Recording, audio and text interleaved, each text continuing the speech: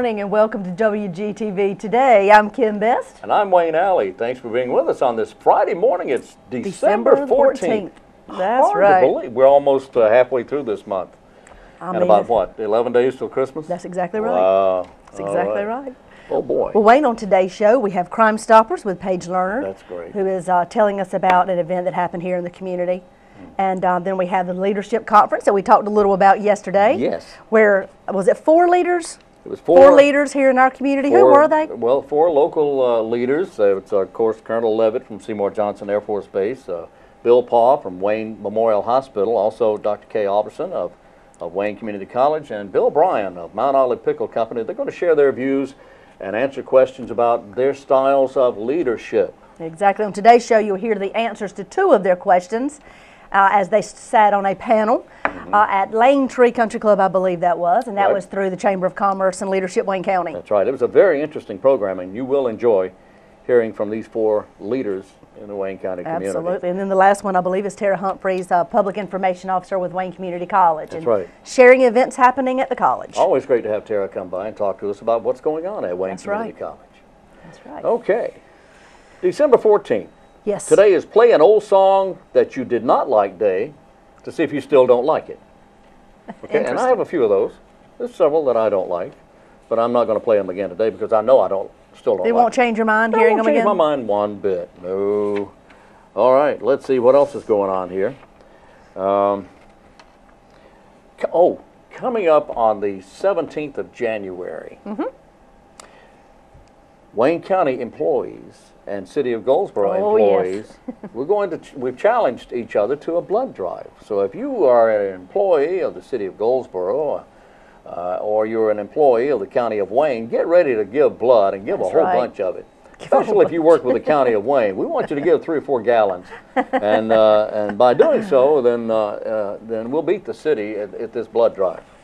We'll talk more about that closer to time. Yeah, that's January 17th. Also coming up, today at 2 p.m., Carolyn Robertson, who is a registered nurse, will have a presentation at the Wayne Services on Aging at the new location at 2001 East Ash Street. She'll be talking about depression in the elderly, especially during the holidays. And that's coming up later on today, 2 o'clock this afternoon at the Wayne County Services on Aging at the Senior Center on East Ash Street. Question and answer period will follow. Program is free and open to the public. It's open to anybody. And again, that's at the Senior Center on East Ash Street in Goldsboro. That'll be nice. Yeah. Well, Wayne, we've talked about a lot of holiday traditions, and I came across an article in a magazine that I thought was kind of uplifting, and I thought I would share it. Okay. If we have a moment. Well, but of course. We've got 2 moments. Okay, good. It'll take a couple moments. Sure, take a couple. One-year-old woman, a wife, was looking for a different kind of gift for her husband. He had grown tired of the commercial aspect of Christmas, so she wanted to bypass the usual, shirts, sweaters, ties, etc. I can understand. Their son was wrestling at a junior high school that he attended, and right before Christmas there was a non-league match against an inner-city team. The youngster, dressed in a ragtag sneakers, presented a sharp contrast to her son and his teammates in their spiffy uniforms. And at that match, and as the match began, she was alarmed to see that the other teams were wrestling without protective headgear because they couldn't afford the headgear. Oh, my goodness. Since her husband loved kids, she got an idea for his Christmas present. She went to a local sporting goods store that afternoon and bought an assortment of wrestling headgear and shoes and sent them anonymously to the inner city school. So now that was the team opposing her son's team, but he saw they didn't have the protective gear, so in her husband's honor, she bought the headgear and sent it to the inner city school anonymously. Well, isn't that a wonderful gesture? That is absolutely a wonderful gesture. Now any time of year. Yeah, that's the spirit of giving. Absolutely. And you're right. We should have that and continue that spirit throughout the entire year. That is neat. And on Christmas Eve, she placed an envelope on the tree addressed to Mike, her husband. Inside the envelope, she told her husband what she had done and that this was a gift from him. This was his gift from her. She said his smile was the brightest thing about Christmas that year and in succeeding years. How neat is that? That's a great For story. each Christmas, she followed that tradition, one year sending a group of mentally handicapped youngsters to a hockey game, another year a check to a pair of elderly brothers whose home had been burned. It's still a tradition in their family today, many years later. Her sons have carried on the tradition with their families as well. Wow. How neat is that? That's a great story. That is fantastic. I love that. Wow, that is special. That is a great story. That's definitely all about giving. Well, I have something here from Wayne Opportunity Center on South George Street. The center is now able to offer on-site shredding. You know, this day and time, it is a great service. This day and time, shredding documents has become so important. And they will do it at your business. It's due to the purchase of a shredding truck. They have bought this truck, and that's made it possible. The shredder has been made possible to the Wayne Opportunity Center by the City of Goldsboro.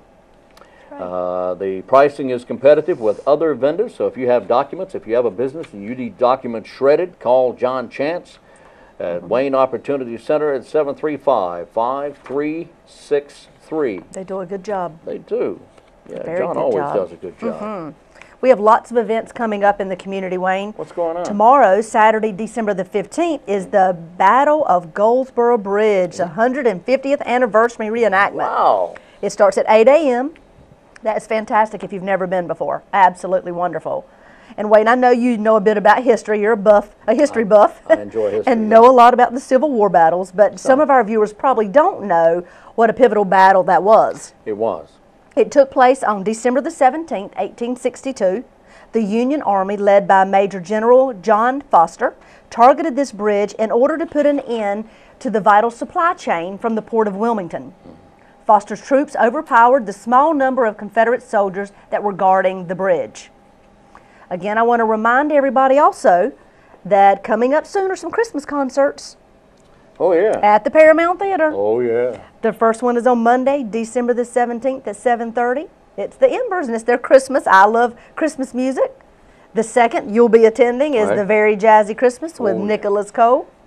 And if you aren't in the holiday spirit yet, just hearing all those different activities, go to the concerts and let the music carry you right into the season. And if you are in the holiday spirit, we'll lean back and enjoy the shows ourselves, won't we, Wayne? We certainly will, and I'm excited about all those, but especially about the Nicholas Cole program, because I'll be the MC that evening on the program. That's exactly right. I'm so excited about that. And we're going to have him on the show again in a couple days. You'll hear from him and Sherry Archibald together, the Paramount Theater director, and they're going to share a little more detail about who's going to join him on the stage and exactly more about what's going to happen that night. That's exactly right. That's going to be great. And love to have Sherry come by all the time. She always gives us a lot of good information about what's happening in our community, but especially right there at our beloved Paramount Theater. Well, let me tell you what's going on tonight. What's going on tonight? Well, we're in the holiday season. It's a great time of year to enjoy a turkey shoot.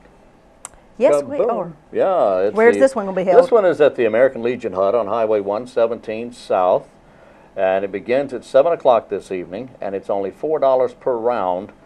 It's a new kind of turkey shoot, it says here. They offer 10 identical guns, $4 a round. It's fun for all. The fair, if it is fair and square. The prices includes, of course, it includes all kinds of turkeys and gift cards and cash and more. Free chili and cornbread, oh boy. And at the American Legion Canteen will be available for drinks and adult beverages, and there's going to be all kinds of other stuff as well. Lots of giveaways. And that's going on. Tonight's the last night. Oh, because it's been going on for a while. It has, since the middle of October. That's so this is it tonight, the last one tonight. At what time? Well, it starts at 7 p.m. and it goes for about 3 hours. Okay, 7 to 10 or so? 7 till 10. And it's at the American Legion Hut on Highway 117 South. You take 117, go past the fairgrounds south, and then you do a little turnaround there at the bottom of the hill. And, so you kind of veer off to your left. Yeah, veer off to the left and then turn around, and then there's the the American Legion Hut right there on the left, on the right as you turn around. Anyway, it's over there. You'll see it. Yeah, you'll see it. But that's a lot of fun. Fantastic. All right. Let's see who is up next, Wayne. On today's program. Oh, that's right. It's Crime Stoppers. Yeah, we got to hear from Paige. What? That's right. You talked to her, right? I did. I talked to Paige Lerner. Let's hear what she's got to say.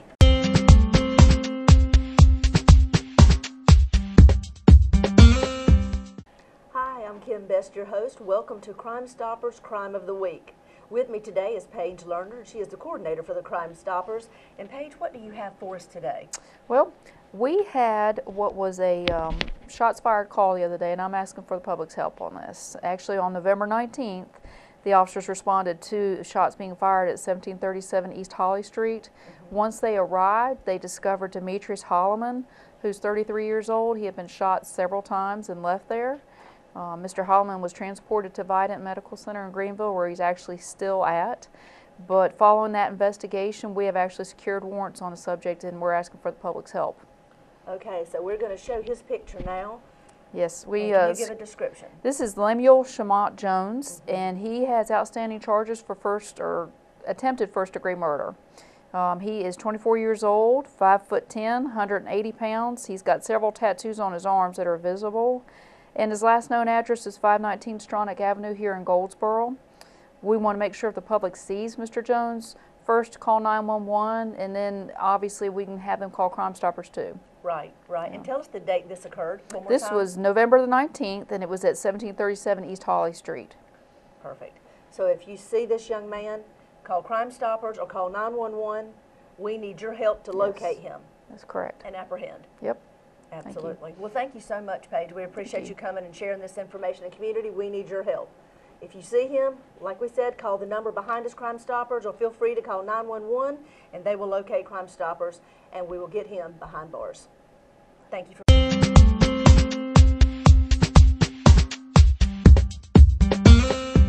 We're back with Wayne Alley. How you doing, Wayne? I'm doing peachy keen, oh boy. How are you doing? I'm doing great, and right. I'm interested to hear more about this leadership conference that you attended. The leadership conference I attended was informative, it was interesting, and it was actually fun, and the food was good too. Well, you had four very strong leaders right here in our community. Four strong leaders. Bill Bryan, of course, of Mount Olive Pickle, Dr. Kay Albertson of Wayne Community College, Bill Paul of Wayne Memorial Hospital, and Colonel Levitt from Seymour Johnson. And these guys just, it was interesting how different their ideas are about leadership, but at the same time, they all have the same The foundation is goal. very similar. The foundation's there, very similar. It's very interesting. You want to do that now? Yeah, let's go hear what they've got to say. This is part one, where you'll hear two questions answered. They were all asked the same questions, and this is part one.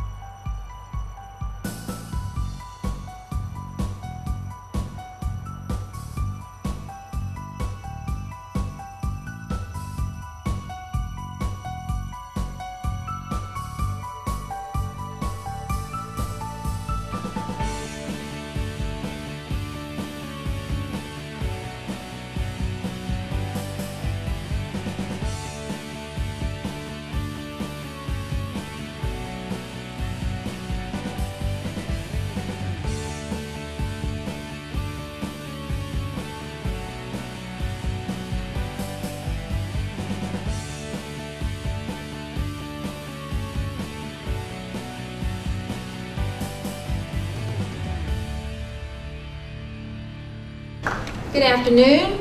Delighted to be here to welcome and to introduce four of my friends this afternoon, but more importantly, four friends of Wayne County. Starting on the very end, we have Mr. Bill Bryan. And I'm going to just tell you a little bit about each one of them that's not in your program. That would be redundant, so you could read that for yourselves. But a few other tidbits about each of our panelists today. Bill has a BS in Business Administration with a concentration in finance from UNC Chapel Hill. If you know Bill, you know that he's been actively involved in scouting for a long time, currently serving as a director for the Tuscarora Council and also past president. He received his Eagle Scout rank in 1972, received the Tohono District Distinguished Citizen Award in 2002, and the Silver Beaver Award in 2009. He is currently a director with the Global Transport Foundation in Kinston, North Carolina. Previous to his career at Mount Olive Pickle, which I don't know who can remember that, but previous to that, he was a staff accountant with Pete Marwick Mitchell and Company in Raleigh, North Carolina, and he was also a vice president with Calypso Plywood Company in Calypso. He was named the Wayne County Industrious of the Year in 1996 and received the Wayne County Chamber of Commerce Cornerstone Award in 2009. Please help me welcome Bill Bryan.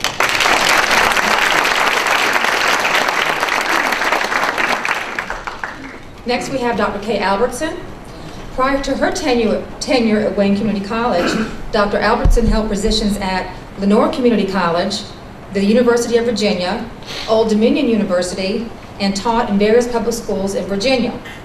At Wayne Community College, one of her focuses has been providing a quality workforce and a strong economy for Wayne County and for the eastern region of North Carolina, as seen in her involvement and her efforts with the Works Project and many partnerships between Wayne Community College, the Wayne County Public Schools, and various local government agencies.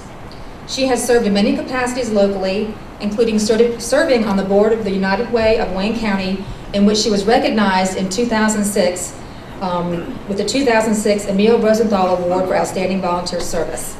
She is a graduate of Longwood College in Virginia and holds a master's and a doctoral degree in education from the University of Virginia. Please welcome Kay Albertson.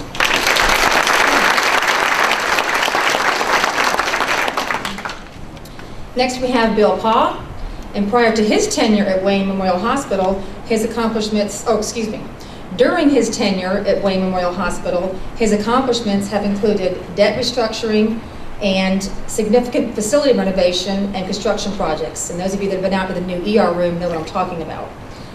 Prior to coming to Wayne County, Bill held positions at St. Joseph Center for Life in Augusta, Georgia, Sun Health Corporation in Charlotte, North Carolina, and also Cleveland Memorial Hospital in Shelby. In 1986, he was named North Carolina's Young Healthcare Executive of the Year. And in addition to holding numerous leadership positions in the healthcare industry, Bill is actively involved in the local community, having served or is now serving on numerous boards and commissions, including the United Way of Wayne County, the Goldsboro Rotary Club, and the Impact Wayne Investor Advisory Committee. Please help me welcome Bill Paugh.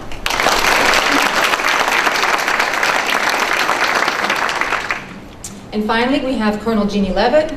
Colonel Levitt entered the Air Force in 1992 after earning her bachelor's degree in aerospace engineering from the University of Texas and her master's degree in aeronautics and astronautics, that's hard to say, from Stanford University. She earned her wings at Laughlin Air Force Base, Texas, and has flown the F-15E Strike Eagle at Seymour Johnson, at Mountain Home Air Force Base, and at Nellis Air Force Base. Colonel Levitt is a command pilot with more than 2,500 hours in the F-15E, including 300 combat hours. Other aircraft she has flown include the T-38A, the AT-38B, and the T-37. Her operational experiences include Operations Southern Watch, Northern Watch, Iraqi Freedom, and Enduring Freedom. Previously, Colonel Levitt served as commander of the 333rd Fighter Squadron at Seymour Johnson Air Force Base and deputy commander of the 455th Operations Group at Bagram Air Force Base in Afghanistan. She was promoted to colonel in 2009. Please help me welcome Colonel Levitt.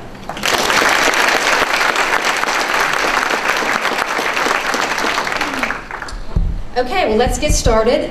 Each of our panelists was given a set of 4 questions about leadership, which they've been asked to think about and ponder and come up with some appropriate responses to. So what we're going to do is we're going to ask the question, and we'll start at the very end with the first question, and we'll let each one have a couple of minutes to give their response to these questions. So we'll start with Bill Paugh, and Bill Bryan, and the first question is, so that we can get to know each of you a little bit better, tell us one way that exercising leadership has always come easy to you, and one way it has challenged you.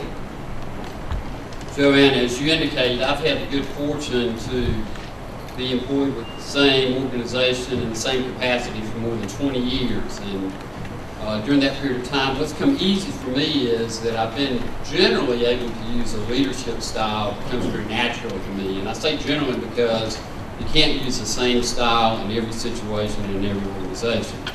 But we've been able to be democratic in the way we approach things. We like to encourage members of our team to engage in discussion, to be collaborative, to offer their opinions, to ask questions, to really be a part of the process in making decisions. And we plan and try and run our business in such a way that we generally have time to do those type of things. Now, again, you can't always be that way.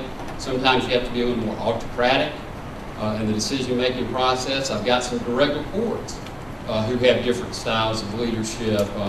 Our sales team has a very autocratic leader. I think that works well in that area. But I think by being engaging and encouraging discussion, we've been able to get engagement and really develop leadership capacity throughout the organization. Now, what comes difficult is just the flip side of that. When you encourage people to offer their opinions, they're thoughtful about it, sometimes very passionate. The point of leadership is to make decisions and to make choices, and you have to choose. And not all decisions are always clear, and they're generally trade-offs, but that's part of it. And so we make decisions, and as long as we're thoughtful, give people the opportunity to offer input, those choices have been generally very well received.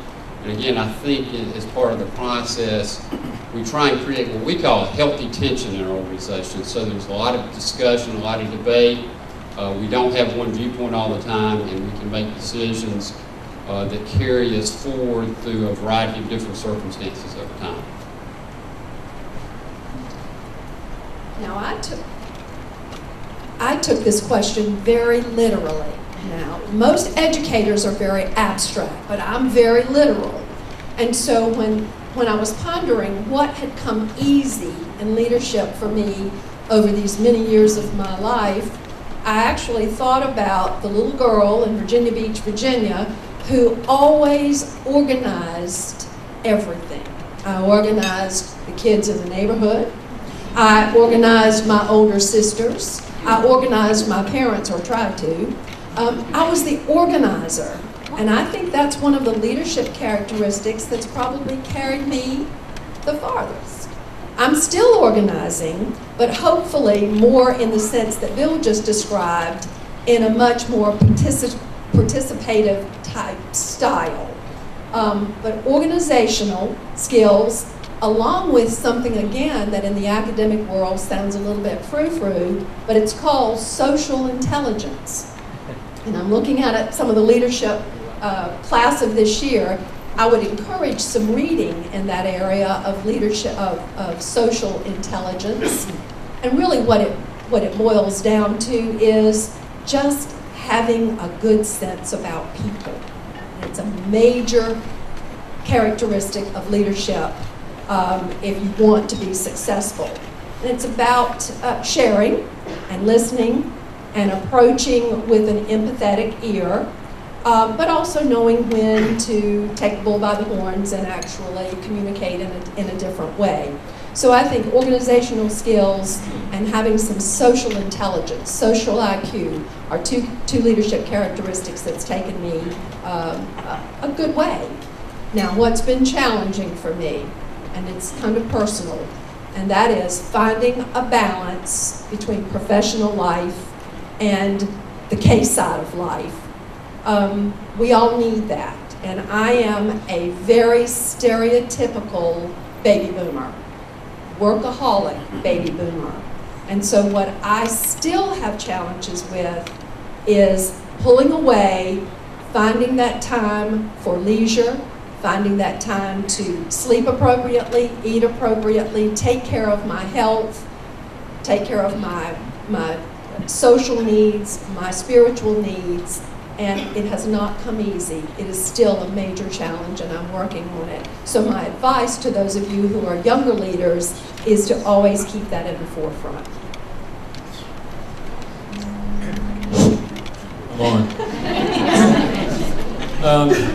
For me, I guess the thing that has come the easiest is the ability to listen and relate to the people that I'm working with across the spectrum of skill sets. And I guess one of the reasons or I think one of the reasons that has come relatively easy for me is because I've experienced a lot of those things. I was raised in a blue-collar family in Southwest Virginia. The first kid in my family to go to college, worked my way through school working on a moving van for North American Band Lounge. And spent about, my first summer I was working in town, the next 3 years I was on the road, so I spent about half my life in truck stops up and down the East Coast. You meet some interesting people in those places, but I really enjoy the opportunity to get out and speak with the folks that I work with. and can relate on a personal level to some of the things that they're dealing with in their lives. And I think that helps me to be a better manager and a better leader. The most difficult thing for me relates to performance evaluations. I take that very seriously, in that I think that's an opportunity not to just look at someone and say, here's not what this is what you're not doing, or the easier thing would be to halo everyone and whatever.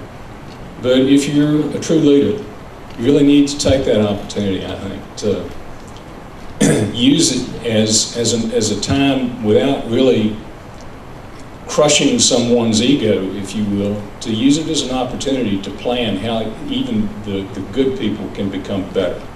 And it's no easy task, it's a very difficult one, but it's one that's hugely important as a leader. Okay, it's on. You'll hear a trend, and we didn't pre-plan any of this, but in terms of what comes easy and what was a challenge. And in terms of what comes easy, mine follows similar lines in terms of the people. And it's caring for your people. You know, I tell all of my leadership team that our job is to take care of the airmen and their families, and they'll take care of the mission. And it's so true. Our new Chief of Staff of the Air Force has this saying, and he says that every airman has a story. And it's so true. And we need to get to know those stories. You know, we're kind of unique being the military. We get people from all parts of the country, and they all have different backgrounds, and they have different reasons they joined. And our job is to take care of them. You know, give them the tools, the training they need. When they step out of line, take corrective action. You know, we have very strict standards. We have high standards, and we set them, and we hold people accountable. But we give them the tools, the trainings, the resources to be able to do that mission. And you motivate them, and you go beyond motivating them, and you inspire them. You make them understand the importance of what they do. So I'd say just the caring for the people part is the part that has come natural to me, that has been easy. The part that has been a challenge is, believe it or not, well, based on my background, you could probably guess, you know, I came up in the engineering world, and engineers in general, the group I was with, don't tend to be real people, okay? So things like public speaking, things like that, you probably wouldn't know it now because I've done it so much and I've practiced it so much. So anyone who's not real comfortable public speaking, I'll let you know there's hope. You can overcome it, okay? Because that was really tough for me at the beginning, was that aspect of it. But it was something I practiced, I got training on it, and became comfortable with, you know, and it's important because in the case of the Air Force, we need to tell that Air Force story. So we need to be comfortable speaking in public. Thank you. Question number 2 is, speaking of challenges, with 4 generations in the workforce today, what advice do you have for future leaders in dealing with the challenges that such a diverse workforce presents? And we'll start this question with Dr. Kay Albertson. Thank you, Joanna.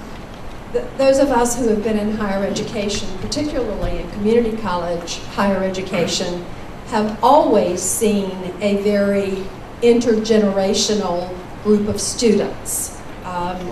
At Wayne Community College, we have had students in a classroom as young as 15 and as old as 85. So I think the blending of the different characteristics and the diverse styles comes fairly easy in institutions of higher education. The same practices that we use with our students, I'm finding now I'm having to use with our employees, and all of our managers are using with our employees. We're recognizing, first, we have to do some homework. We have to know what the generations are really all about. I did a little statistical work prior to coming to see what the breakdown of the 300 full-time employees at Wayne Community College actually look like. 50% of our employees are baby boomers, but they are actually relatively young baby boomers. And then the next, which would be around that 50 to 55 age range. The next highest age range is with the Gen Xers, and we've got 35% of our staff are Gen Xers. What we have to do in recognizing how to work with those millennials is to know what the characteristics are, to respect those characteristics, and to provide the resources that the different generations need. And you know, one of the resources there is technology. It's been very, very challenging for some of us baby boomers to move into the world of technology, but we have to do it. It was something that I found kept lifelong learning going on for me, and it is extremely important. The other thing, and this is again just relative to what I have to do in hiring the generations, is I tell them, you're going to work in a bureaucracy. And let me tell you about bureaucracies, and that there are standards and guidelines that don't necessarily fit ideas of flexibility or the freedoms perhaps that you might be more comfortable with. So let's think about this together. Is this bureaucratic world going to fit you? And then we have to hold them to those standards. But I've found working with the various generations to be educational, I've found it to be challenging, and I've found as long as you're working with a team approach and understand individuals, once again, we're talking about people, and really respecting your employees, it's going to work. It's actually quite exciting. For me, maybe I've tried to duck the issue in terms of crossing the generations, but I'm blessed in that I work that I think the thing that attracts us and keeps us in healthcare is a sense of altruism that I don't need to explain or try to change it for the generations. I think the generations find out how that fits for them and what makes that important or what makes that work for them. And again, it's kind of ageless. I mean, if you're in healthcare and you're any good in healthcare, no matter what you do, that spirit of altruism drives you. It really is the thing that allows you, not to think, well, what is it that I need to do by the book to satisfy this need for this patient or this patient's family? We talk about it at the hospital. We call it the little things. What are the little things that separate us from other places in what we do? And just think about that. If you were the patient or you were the patient's family, what would you want done for you? And that, I can't dictate that, and I don't try to dictate that across generational lines. That comes from inside. So for me, it's finding out that core piece of your mission and identifying that and let everybody understand how important that is to what you're doing. Okay, the composition of the United States Air Force is pretty much dictated. I have zero input on that. But it's a pyramid structure. So the vast majority of people in the Air Force are under the age of 30. The people like me were up towards the top of that pyramid where there's not a whole lot. And all of these are, mandated by Congress, how many people we have at different ranks. So the vast majority is this younger generation. It was interesting when I was doing my pre-command training because they talked to us a lot about this young generation, these 18 to 22-year-olds that come into our military. And they have a lot of terms, the Gen Y, Gen IY. My favorite term was the digital native, because they've grown up in a different world. They don't know a world before the internet. I do. Some of them are really young. We do this first-term Airman Center, and we talk to the brand new troops, and I talk to every class that comes in every 2 weeks. It's their first duty assignment, and so they go through this 2-week course. And one of them did point out the other day that he was born 6 months after I graduated from pilot training. So then I felt pretty old. One of the things we talk about is how to communicate with them, because they are this digital generation. So there's lots of discussion in terms of going where they are, going to Facebook, going to Twitter, all those ones I'm not all that familiar with. And the fact is that they're still people, and they still like that face-to-face communication. They may not be that comfortable at first because they lived in a texting world. They'll text to the person next to them as opposed to turn and talk to them sometimes. But they do like that face-to-face conversation. You know, they like that interaction. And so something else about this new generation is they're pretty smart. You know, they're a really smart group. And so one of the things I challenge them with is to tap into that, because it's well known that this country is facing financial challenges. And so we're not going to get a lot more money in the military. There's, in all likelihood, going to be some pretty big cuts. So what we need to do is we need to capitalize on that resource, that innovation, that creativity.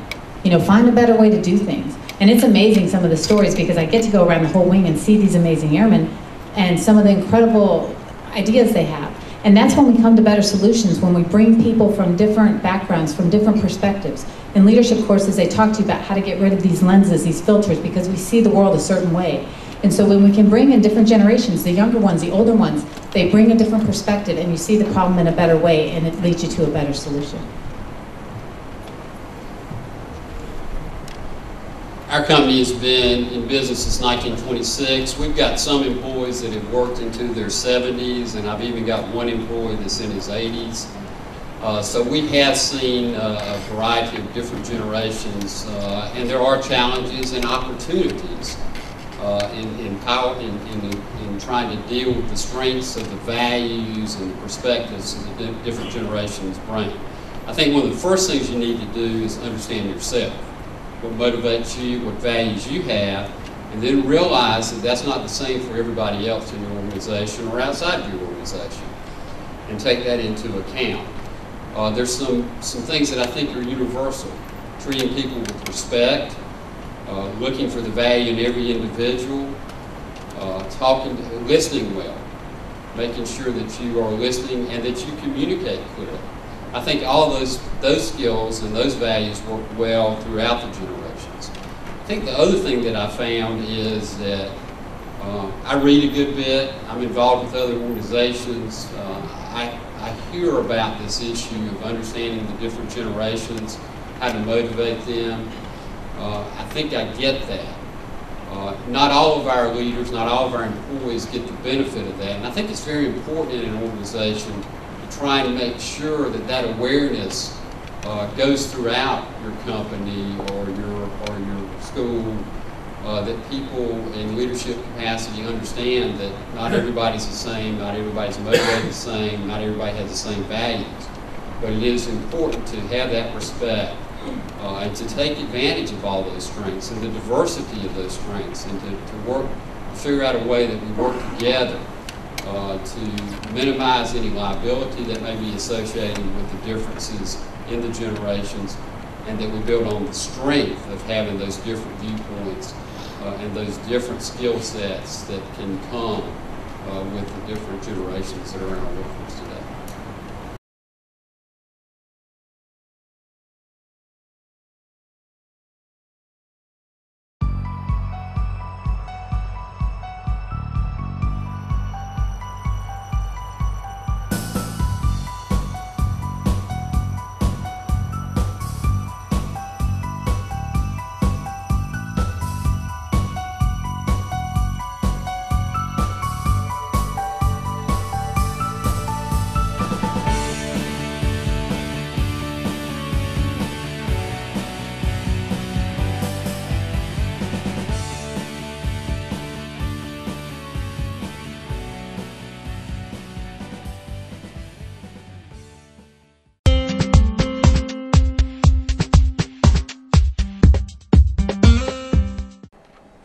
We're back on WGTV today. It is a Friday morning. Quick reminder that this afternoon we have, don't we have a Christmas parade? We do. Yeah. This is the O'Berry Center in Cherry Christmas parade. That's today. This afternoon, I believe, at 3 o'clock. Yeah, you know, they had the Parkstown yesterday afternoon. They did. These are the last of our Christmas That's parades it. in our community. We have had quite a few, but they have been wonderful. And we're airing them, of course, most of them right here on Channel 10. That's right. So this afternoon at 3 o'clock, the Cherry O'Berry Parade, 3 p.m. today. That's right. All right. If you've never been, it is a treat. It is a treat. Ho, ho, ho. And Wayne, we want to remind everybody that our last show before the holiday season will be December the 21st. I thought I'd just been fired. And then we're going to take a hiatus, and you'll watch it. And then we'll be, during the hiatus, you'll be seeing taped, pre-recorded shows that we've already aired, and then we'll come back live again on January the 7th. So just wanted you to know, we will be enjoying time with our family during the holiday season as well. Glad you brought all that up.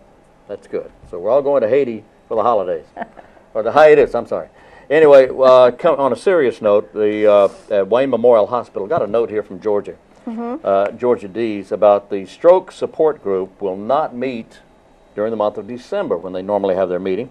The next meeting, however, will be on the last day of February, February 28th, at Wayne Memorial Hospital. And if you have any questions about that, you can call the hospital and ask for the rehab department, 919-731-6005. And that is the stroke support group, not meeting in December, but will meet February 28th at the hospital. We want to remind you about, of course, City Council and Commissioner meetings as well. Monday night we'll have our next City Council meeting at 5 o'clock. We will have the work session, and then following that we'll have the formal meeting at 7 p.m. in the historic City Hall Council Chambers. I always have a hard time getting that out. I know. So 5 and 7 p.m. And of course it will be recorded if you can't be there. If you or someone you know are having trouble with making ends meet, there is a program called the Low Income Energy Assistance Program. And if you would like information about that, this helps you with your heating during the winter months, and it's turning cold. Winter is finally getting here. If you need information about that, you can talk to someone at the Department of Social Services or at the Senior Center. Talk to Erin, and she can point you in the right direction for that. That's the Senior Center on East Ash Street, the Low Income Energy Assistance Program. Well, Wayne, can you tell us when the next commissioners meeting will be? Well, I'm so glad you asked about that. The next Wayne County Commissioners meeting will be this coming Tuesday. All right, today, Friday, that will be the next Tuesday of this coming week. They meet, the briefing will start at 8 o'clock, and then the meeting itself gets underway at 9 a.m. And where are they held? It's held in Commission Chambers on the 4th floor of the Wayne County Courthouse. Love to see you there. What else would you like to know? Well, let's see. Well, I believe up next we have, do we not, Miss Tara Humphries? Oh, yes. She'll be coming from Wayne Community College to share events and activities that are happening there. So why don't we see what she's got to tell us? There you go.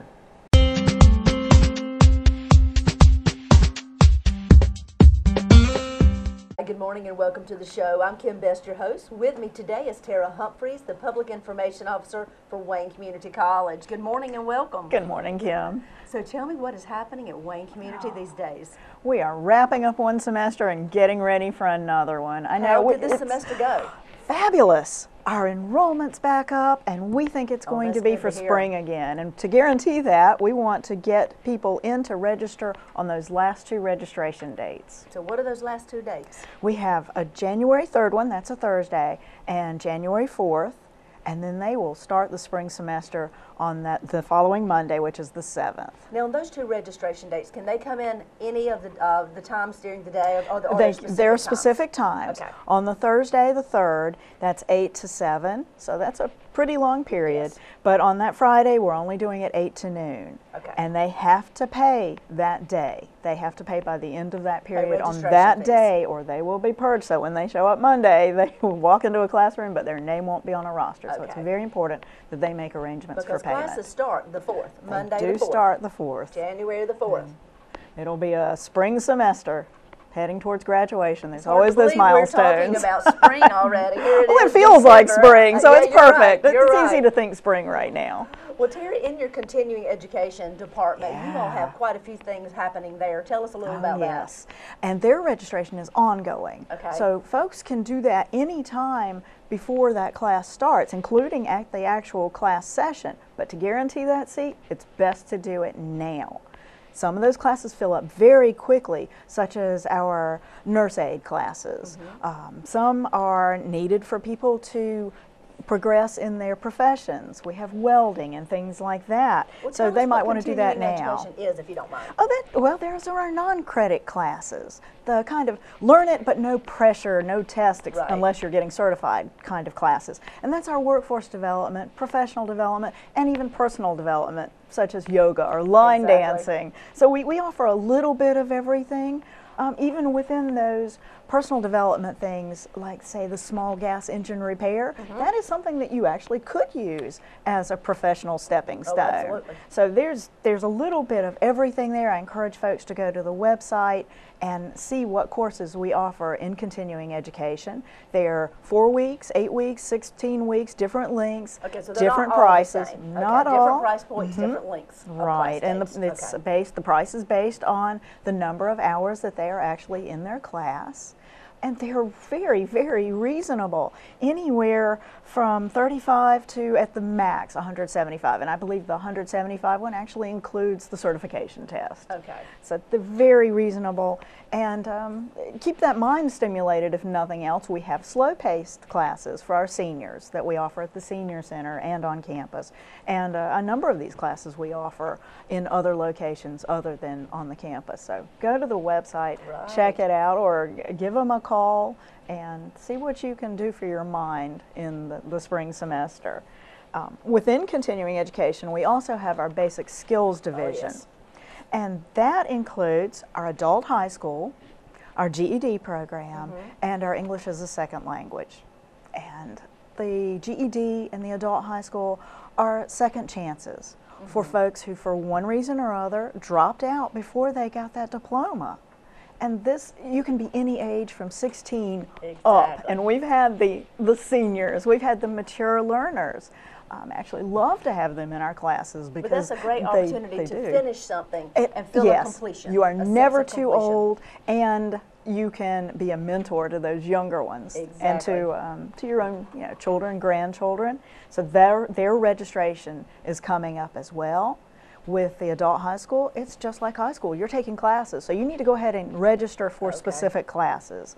With the GED and English as a second language, they start at different points. They test to find out what they need, and then they do what they need to take the General Education Development exam or to finish their ESL. So at those you can jump in at any point, but if you want to get into our adult high school, come in now and find out. Well, what is your website, if you don't mind telling us? It's waynecc.edu. How about a telephone number? 735-5151. Then you have a long list of extensions you can choose from whichever department. We do. If you catch it during business hours, you'll get one of our very helpful receptionists who will direct you to the right place. Can you pay your tuition online? I know you can pay in person at the registrar's office, but can you actually pay online? Go through the website. If you're having difficulties with that, just call our business office. They can actually take it over the phone and walk you through it. Wonderful. And we do have some distance ed folks who choose to do that. Well, how about registering for classes? Can you do that online as well? You can. For our continuing education, the forms and everything are online, and you can send them in. For our curriculum, once you've become a student, we'll allow you. The first time, we want to walk you through it. We want to help you. But once you've been enrolled, you can do that online. Check with your advisor, get everything cleared, make sure that you're on track, and they will take the hold off, and you can go to town.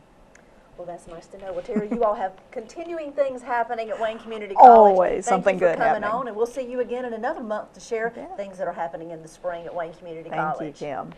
Thank you, and that's what's happening today at Wayne Community College.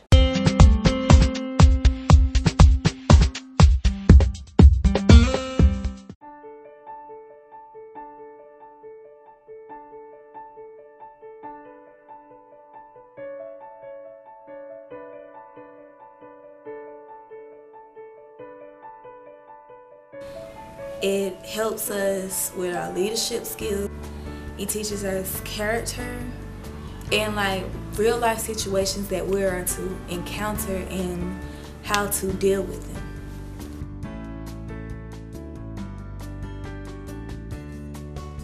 them. Before Angelique participated in the Smart Moves program and becoming a member of the club, her attitude was it was going downhill. She was disrespectful to her mom, disrespectful to some of the staff here.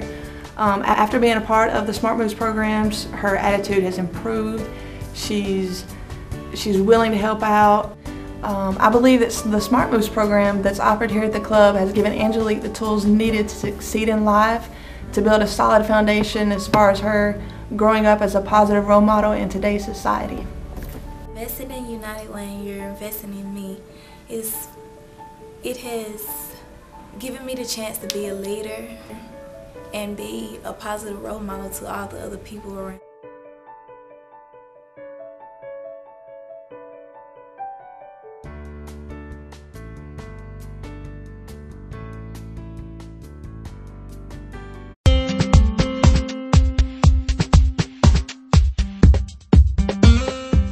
Welcome back.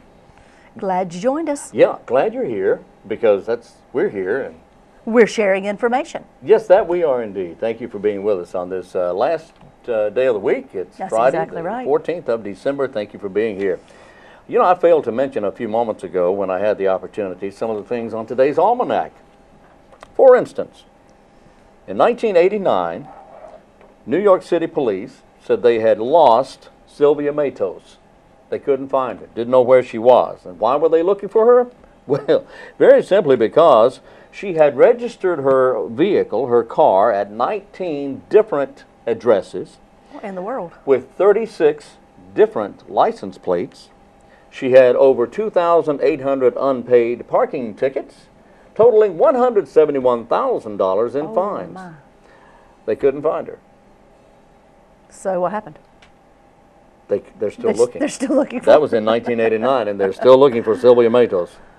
Oh, my. Oh, yeah. Anyway, today, 1793, America's first state road was authorized. That happened 1793. It went from Frankfort, Kentucky to Cincinnati, Ohio.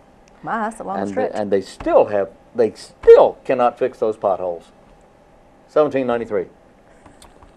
Whose birthday is it today? And birthdays today include Patty Duke. Remember Patty Duke? yeah, I sure do. Yeah, she had her show there for a while. And, you know, she played a teenager, and she played a twin. And she played both parts. A lot of people do that when they play twins on a show. Yeah, that's true, they do. They were It was her cousin who played with her? They were cousins, identical cousins, la la la. Anyway, that's what it was. That's what Funny. it was all about. That was the gist of it. But she played both parts. But she was married to John Astin, who was Gomez on the Addams Family on TV. Wow, yeah, I one remember of the that. funniest guys. But she played in the Patty Duke show. She was a lot younger than she played a character a lot younger than she really was. She just looked a lot younger. Mm-hmm. Yeah. Your son was a hobbit. Their son was a hobbit. Oh, what? Yeah, Sean Astin, right? Okay, he was a hobbit. Moving on. Who else's we birthday have more is it? here. Today, birthday for Cindy Gibb. She's an actress. She's 49 years of age. And model Bridget Hall is 35 years of age today. In a speech against allowing women to vote, a senator by the name of George Vest of Missouri declared a woman's place is in the home. Of course, he was not reelected either. I can only imagine. He said that back in 1882. Also, on this day in 1959, research released at Ohio State University showed that the overwhelming favorite music of teenagers in 1959, from ages 14 to 18, was what? Their favorite music? Rock and roll, baby. Of course it Rock was. and roll, all right? But it was also the least favorite of those ages 19 to 70. Not even as young as 19? That's surprising. That's what he said. It was surprising. 1959. Anyway, Saturday Night Fever opening this day in 1977, and the sale of polyester leisure suits just went through the roof. The soundtrack album sold 25 million copies worldwide. I remember when that movie was out. I do too, yeah. 41-year-old Canadian man was put in jail after he stopped a car. He was pretending to be a police officer. And he stopped a car on the side of the road, had his blue light going, red light going, or whatever, and pulled the guy over. It turns out that the guy he pulled over was a police officer.